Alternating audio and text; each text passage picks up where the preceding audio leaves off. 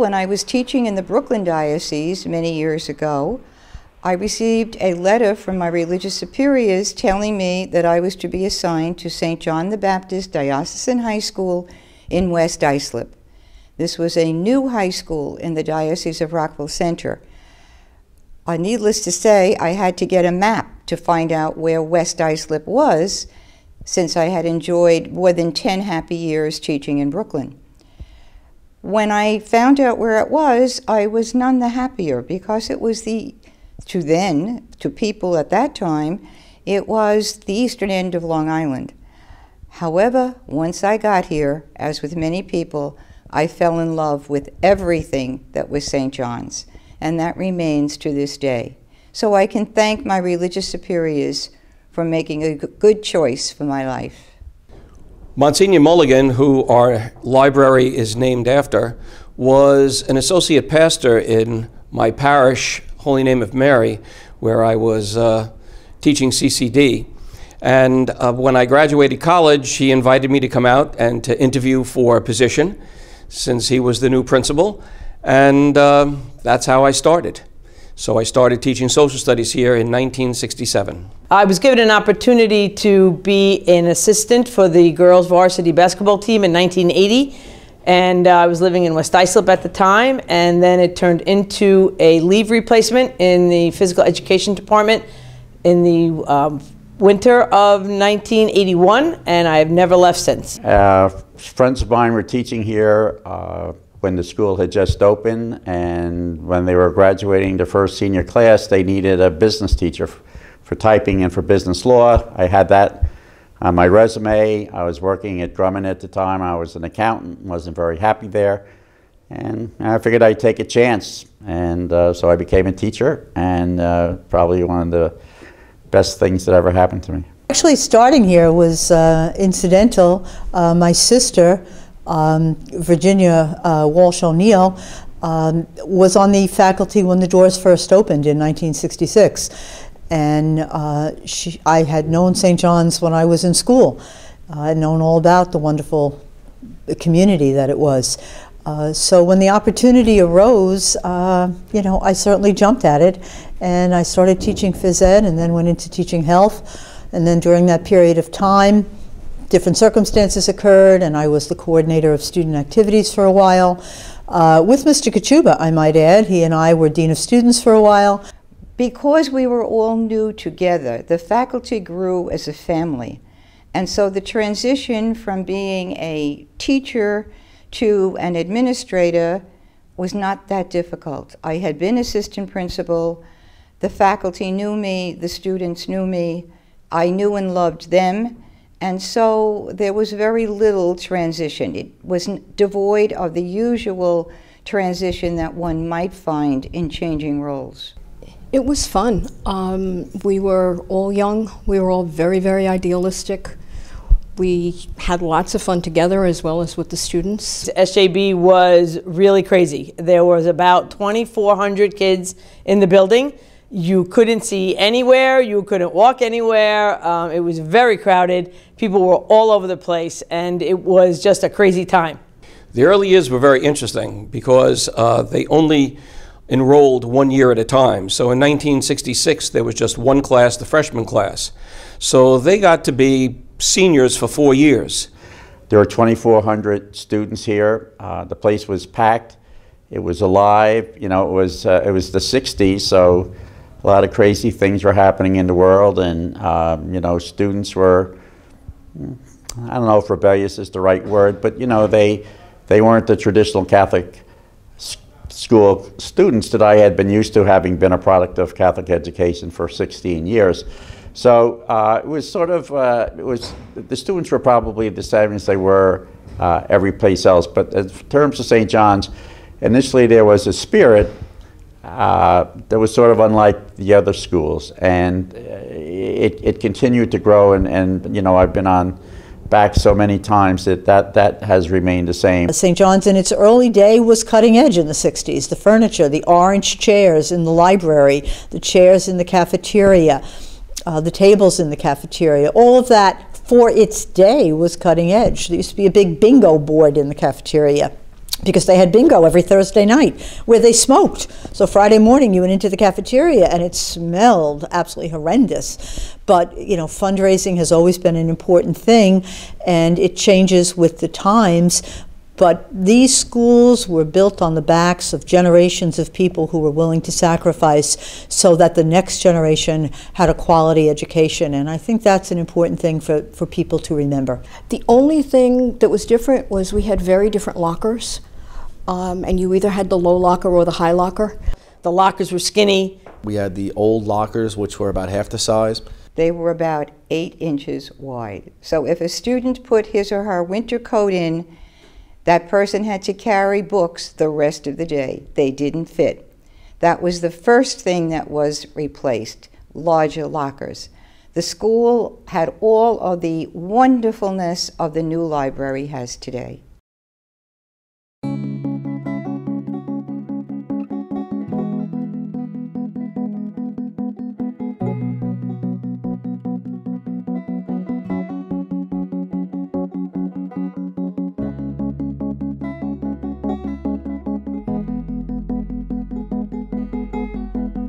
He was a very, very good man to work for. He cared very deeply about St. John's.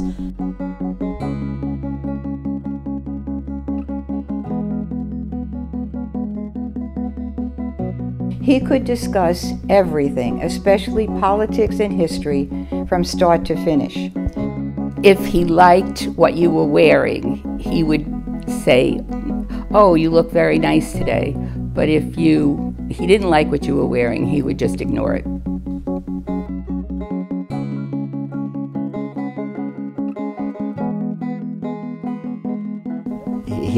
He saved me. I mean, I didn't have a job, and I was going for interviews and getting nothing. And out of the blue, he heard about it.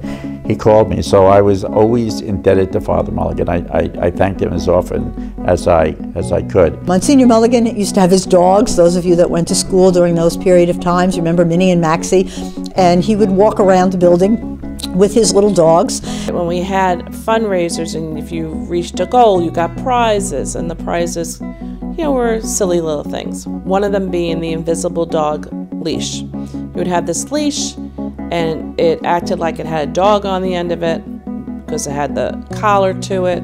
There was no dog. I remember many of his homilies really revolved around history, and they were extremely interesting. Small freshman, young man whose name I do not remember, appeared at my door as assistant principal and said to me, "I need to leave St. John's. I can't afford the tuition." I smiled and I said, "I really can't help you. You really need to go and talk to Father Mulligan, the principal." I did that deliberately. I knew what would happen. He went down the hall, and in approximately 10 minutes, he appeared at my door with Father Mulligan behind him, hand on his shoulder, to tell me that, "Sister, this young man will not be leaving St. John's. I found someone who will pay his tuition." That someone was himself. That's the kind of person that Monsignor Mulligan was.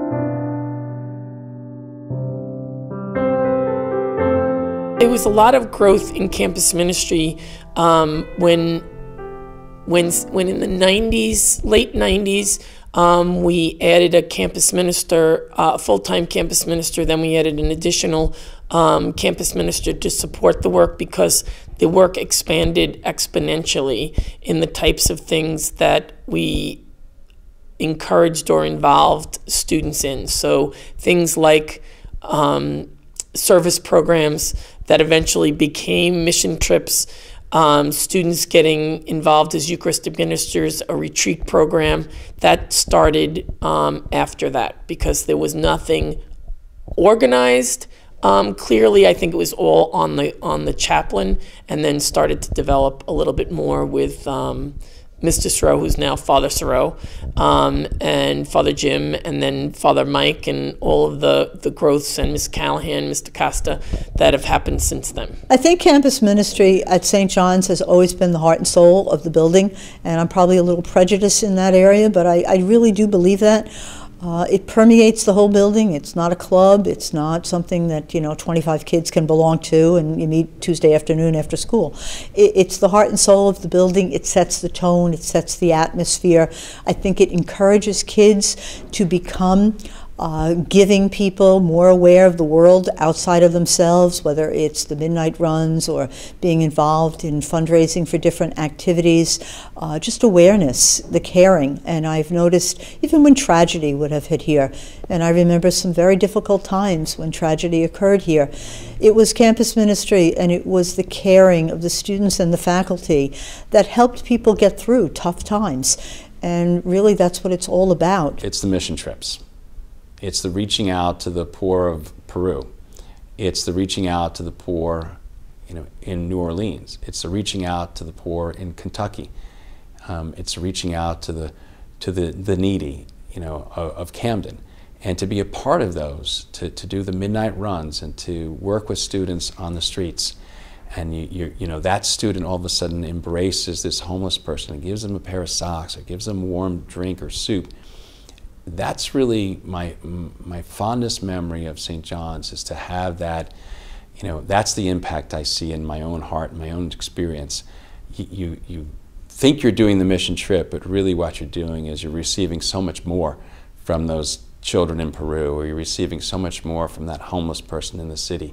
And every time I enter into those experiences, those mission outreaches through campus ministry, I realize that that's really the mission that Christ has given St. John's, to be the presence of Jesus to these students, and then on to the outreach to the community and really worldwide.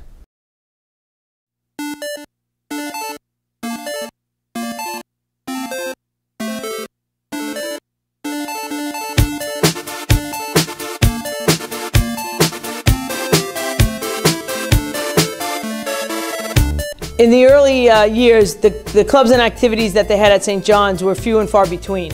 You had your basic, activities that you'd have at any school. Everything was a first. So we had the first issue of the Prophet, the first club meetings of all kinds. Similar to now, if a student came up with an idea, we found a way to have a club, but some of them were a little bit different. We had a macrame club, and lots of the things that we still have today, but we didn't have culinary or things like that.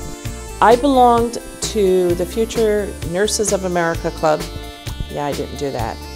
And then I also belonged to a arts and craft club where Miss Balfe and some of her other fellow teachers taught after school some of the crafts that I've always been interested in.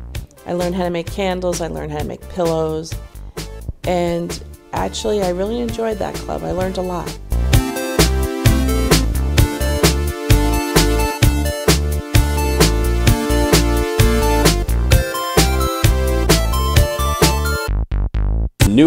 The newest with the last few years with clubs is they do a club fair in September, and it's always amazing to me when you stand in the cafeteria and you look around the cafeteria and there are 30 or 40 clubs that are advertising for students to participate.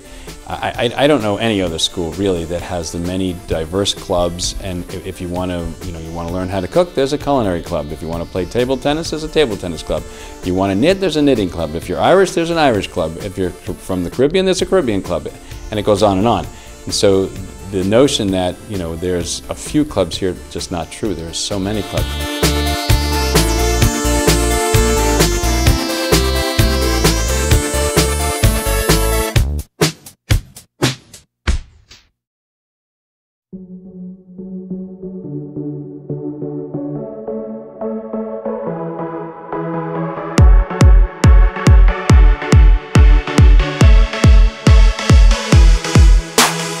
St. John's sports teams from the very beginning were extremely successful. We had basketball games that you couldn't even walk into the gym. The crowd was so big. The football games. I can remember homecoming my sophomore year. The crowd was crazy. It was the first time that I got to take the field, you know, as varsity. It was just a great experience. I remember the football team winning 3 Metro Bowls in a row, and that was really exciting. It was the first time that happened. And the same year, 80, 81, 82, I was a part of the baseball team who won 3 championships in a row, and that was the first time that happened.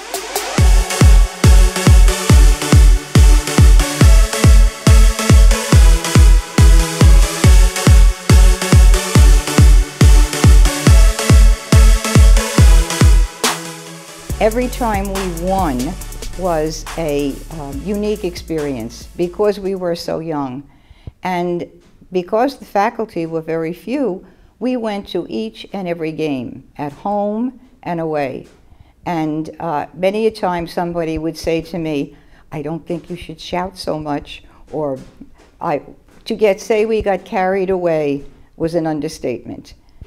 We were like the parents of a newborn child. And anything that a student did was wonderful because they were paving the way. I was fortunate to play 3 sports. I was able to play football, and I played for some great coaches and some great mentors and some great men. And then I actually was also on the bowling team with Coach Hamilton, who we had a lot of success and a lot of fun, and that was a great experience. And then I played baseball for Coach Buddy Core and for Coach ultimately John Habian and Ralph Dalton. And you know, all of those people today are members of my life, and they're a huge part of who I am as a coach, as a teacher, and now that I'm a grown man, as a man.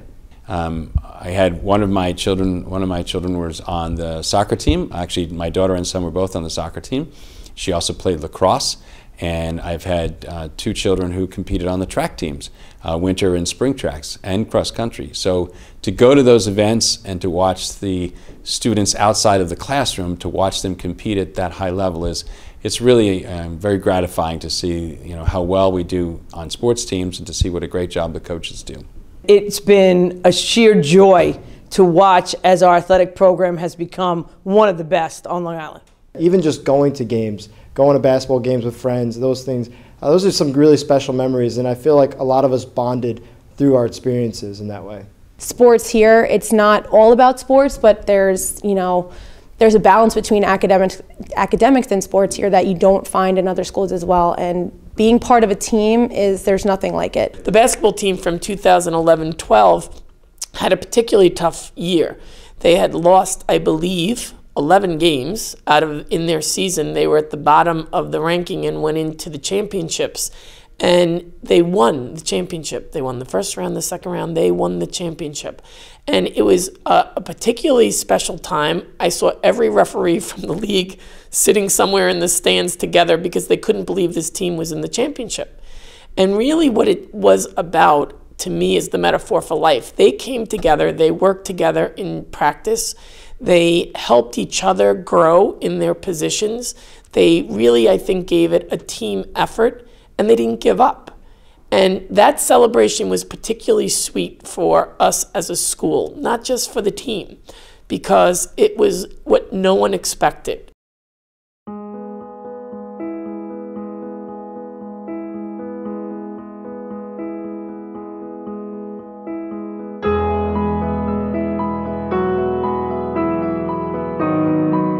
I just want to thank SJB. Thank you for everything you've given to me, all the experiences, all the moments of faith building.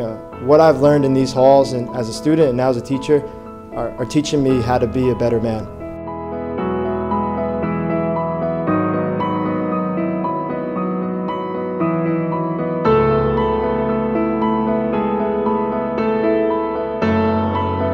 I'm happy to be a part of this community.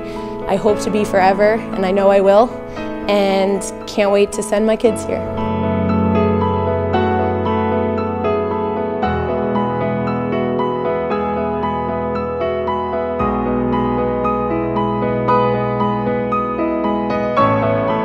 Sounds so corny, but it really is family when you've been here for 42 years.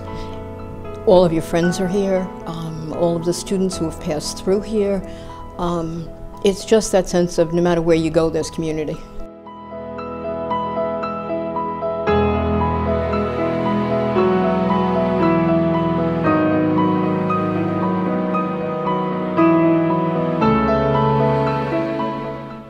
have become a very large part of my life through my children and through working here. And as Father Mulligan used to say, we truly are a family.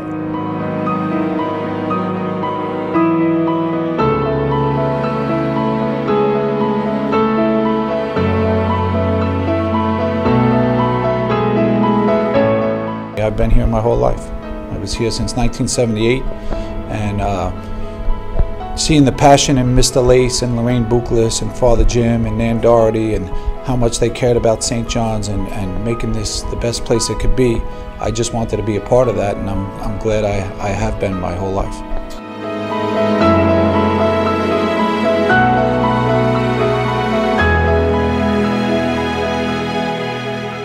I think the legacy of St. John's are the people who came through this school, came through these halls, and graduated, over 17,000 of them, you know, who are literally all over the globe today in all walks of life. They are St. John the Baptist.